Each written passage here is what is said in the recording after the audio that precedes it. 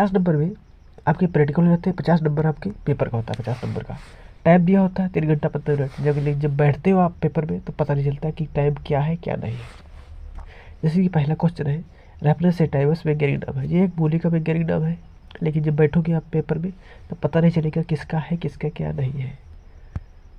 भारतीय सब्जी अनुसंधान संस्थान स्थित, ये उत्तर प्रदेश में स्थित है। ये क्वेश्चन बिल्कुल सेम ऐसे ही मेरे में आया था। बैंगन का उत्पत्ति स्थान है, ये भारत में ही माना जाता है बैंगन का उत्पत्ति स्थान। अम्रपाली प्रजाति है, अम्रपाली एक आम की प्रजाति है। अम्रपाली सबसे ज़्यादा विख्यात है क्योंकि ये लखनऊ के मलिहाबाद में भी पाई जाती है। वी कटाव का आमतौर से प्रयोग होने वाला सूत्र है, ये इसमें पहला ही सूत्र है। उत्तरीय प्रश्न देखिए, विटामिन सी युक्त एक फल का नाम लिखिए। विटामिन सी जिस फल में विटामिन सी पाई जाती है उसका नाम पूछ रहा है। सबसे ज़्यादा पूछे कि किस में है तो लिखना आपको बारवाडा चेरी, लेकिन आपको सिलेबस में दिया है आपके नींबू, तो नींबू लिखना इसमें है। क्वेश्चन आपका उत्तर है नींबू इसका। गुलाब के कुल का वैज्ञानिक नाम, गुलाब के कुल का वैज्ञानिक नाम शायद में रोजेसी होता है, मुझे शायद में याद नहीं कुछ। गो कुल का फसलों के नाम लिखिए। फसलों के नाम जो है इसके उत्तर दिए हैं नीचे, अभी हम दिखाएंगे आपको उत्तर जो दिए हुए हैं। दो कुल क्रॉप फसलों के नाम, जो कुल क्रॉप फसलें हैं गोभी वर्गीय फसलें, वो सारी की सारी कुल क्रॉप फसलें मानी जाती हैं। गोभी वर्गीय फसलें जैसे कि गांठ गोभी, पत्ता गोभी, ये सब कुल क्रॉप फसलें मानी जाती हैं। लौकी की दो उन्नतशील प्रजातियों के नाम लिखिए। एकांतर फलन क्या है? ये सारे क्वेश्चन आप लोग अगर पढ़ोगे बुक में तो मिल जाएंगे, लेकिन आपको हम बस दिखाने लायक है कि पेपर किस प्रकार का आता है, कितने क्वेश्चन होते हैं, बस उसके बारे में।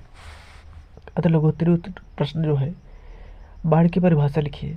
आप सोच लिए बाढ़ की परिभाषा पूछे, अब ऐसे थोड़ी 2 नंबर का क्वेश्चन है, इसमें कम से कम आप एक पेज पूरा का पूरा कस के भर दीजिए। आप टमाटर के बीज शोधन है एक रसायन का नाम लिखिए। जल निकास कैसे कहते हैं, जो पहले तो देखो इसकी हर चीज़ की परिभाषा लिखिए, उसके बाद में 1-2 पॉइंट लिख लीजिए, बस हो जाएगा। 2 नंबर मिल जाएंगे आपको आराम से। ऊपर बृष्ट किसे कहते हैं, भूकंप की परिभाषा, हर चीज़ की परिभाषा पूछ रहा है। बहुत ईजी पेपर आपका है, वो आप लोग समझ लीजिए कि अगर इतना ईजी बता दें तो आपको इतनी की इतनी पूरी किताब क्यों पढ़ाए। लेकिन यही होता है कि आप किताब पढ़ो, लेकिन किताब में से क्या पढ़ना है, क्या एग्जाम में आएगा, वो चीज़ सबसे इम्पोर्टेंट होता है। इसलिए आपको हम PDF के माध्यम से सब कुछ पढ़ा देंगे, आप अच्छे तरीके से आप रीड कर लीजिए उसको और आप अच्छे से पेपर दीजिए।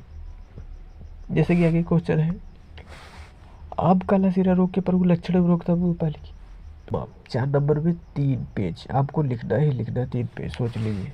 4 नंबर का है तो 3 पेज लिखिए आप।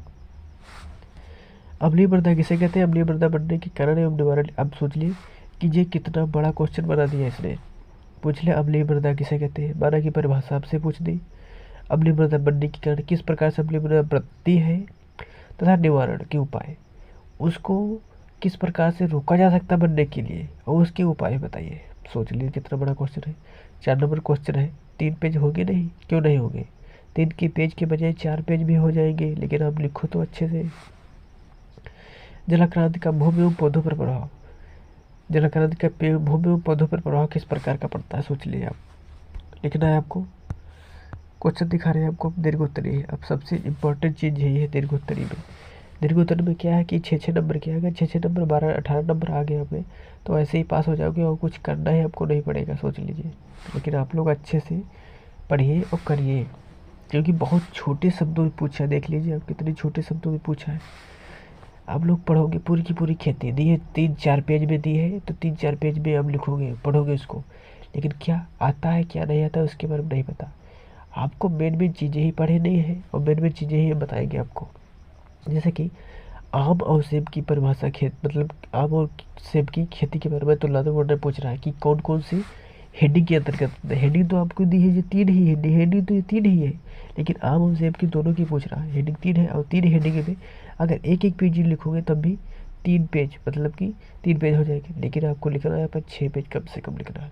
जैसे उन्नतशील जातियाँ पूछ लिया, आपने पहले तो उन्नतशील जातियाँ लिख दी, उसके बाद में जातियों की एक ही हेडिंग करके उसके बाद में जातियों में अंदर लिखता आपको है। सोच लीजिए आप, आपका प्रश्न बढ़ता जाएगा, आपका पेज भरते जाएंगे, सोच लीजिए बस ऐसे लिखना आपको।